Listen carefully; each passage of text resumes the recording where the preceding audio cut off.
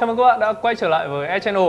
Vậy là chưa đầy một tháng nữa thì sẽ là sinh nhật mình. Và để mà chúc mừng sinh nhật mình thì đích thân ông chú làm ở Apple đã tặng cho mình một chiếc iPhone 8. Ok, và sau đây thì mình sẽ trên tay nhanh cho các bạn chiếc iPhone 8 của mình.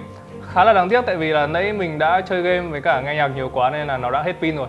Thế nên là mình không thể nào bật lên để mà cho các bạn xem cái giao diện cũng như là về cái hiệu năng của nó được. Thế nên là mình sẽ chỉ có thể review cho các bạn một chút về cái phần thiết kế của iPhone 8 thôi. Mượn mô hình nhanh nhanh trả em ơi. Sorry các bạn, thực ra là đây là một cái mô hình mà mình mượn được của sếp QNL. Nhưng mà nói chung thì mình nghĩ đây sẽ là một cái nguyên mẫu thiết kế cuối cùng của iPhone 8. Có thể là các bạn cũng đã đoán ra được khá rồi.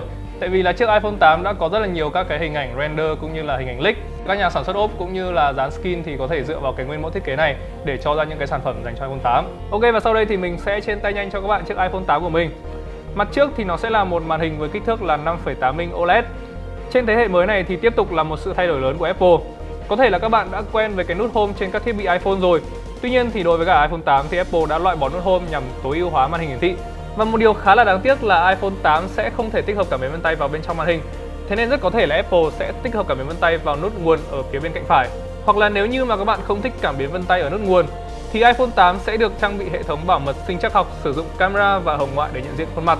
Đây là một công nghệ có lẽ đã không còn quá là xa lạ đối với các bạn. Tuy nhiên thì nó lại có rất ít hãng làm được. Và thực sự thì mình nghĩ là việc công nghệ này được mang vào iPhone 8 là một điều vô cùng là đáng mừng, bởi vì nó sẽ khiến cho chiếc điện thoại của các bạn sẽ dễ dùng hơn và thú vị hơn rất là nhiều. Với những sự thay đổi như vậy thì Apple đã tối ưu màn hình hiển thị rất là tốt. Họ đã làm cho màn hình của iPhone 8 chiếm hầu hết mặt trước của chiếc điện thoại. Và nếu như mà các bạn nhìn kỹ thì các bạn sẽ thấy hai bên của màn hình đã được uốn cong. Và ở phần giữa sẽ là hai camera cũng như là loa thoại. Đã có khá là nhiều nghi vấn về việc là liệu rằng Apple có bỏ đi cảm biến vân tay Touch ID trên iPhone 8 hay không. Và nếu như mà không bỏ cảm biến vân tay trên iPhone 8 thì cảm biến vân tay của iPhone 8 sẽ được tích hợp ở đâu? Thế thì theo khá là nhiều ý kiến thì Apple sẽ cho đặt cảm biến vân tay ở logo quả táo.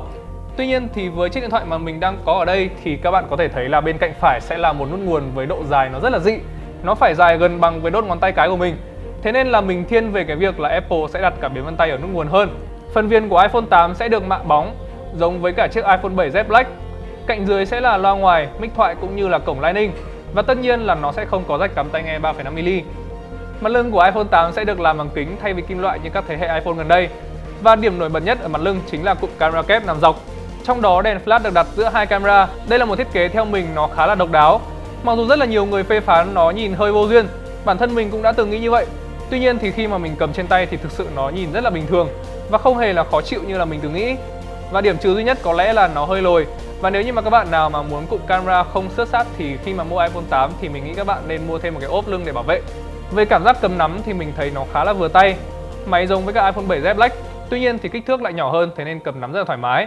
Và tiếp theo thì chúng ta hãy cùng đọ dáng chiếc iPhone 8 cũng như là chiếc iPhone 7 Plus để xem là nó sẽ có những cái điểm gì giống cũng như là khác nhau về mặt thiết kế nhé. Điểm khác nhau đầu tiên đó chính là về phần màn hình. Màn hình của iPhone 7 Plus tuy lớn nhưng nó vẫn chưa được Apple tối ưu diện tích như là ở trên iPhone 8.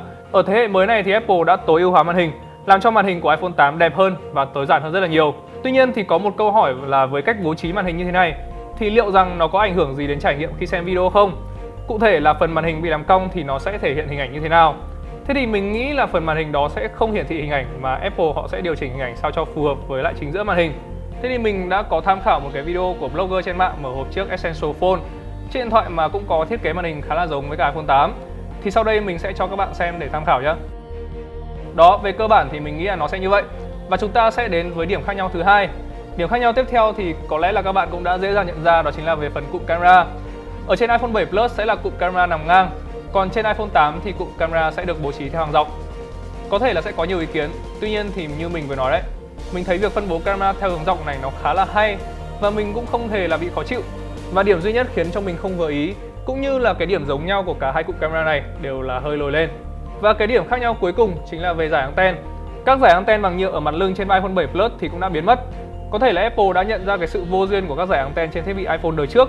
Có thể là phiên bản iPhone 7 Plus của mình ở đây thì các bạn sẽ khó có thể nhận ra. Tuy nhiên thì đến các cái phiên bản sáng màu khác như là màu Gold hay là màu Rose Gold thì các bạn có thể dễ dàng nhận ra cái sự vô duyên của hai dải anten này. Và đối với cái thiết kế trên iPhone 8 lần này thì Apple đã chuyển các dải nhựa đấy sang hai cạnh bên. Điều này sẽ làm cho chiếc máy của chúng ta trở nên liền mạch cũng như đẹp hơn. Thế thì ngoài những cái thay đổi đó ra thì Apple vẫn giữ nguyên cái ngôn ngữ thiết kế trên các dòng iPhone gần đây. Tuy nhiên thì đối với cả iPhone 8 thì thực sự là mình nghĩ nó đã mang lại một cái sự hoàn thiện rất là nhiều. Họ đã cho ra một cái sản phẩm thực sự là rất là liền mạch, tinh tế và đặc biệt là nó rất là sang trọng. Vậy còn các bạn thì sao? Các bạn nghĩ sao về chiếc iPhone 8? Hãy comment chia sẻ ý kiến bên dưới, và nếu như mà các bạn thấy hay thì đừng quên like, share cũng như subscribe kênh YouTube và channel nhé. Còn bây giờ thì xin chào và hẹn gặp lại các bạn trong các video lần sau.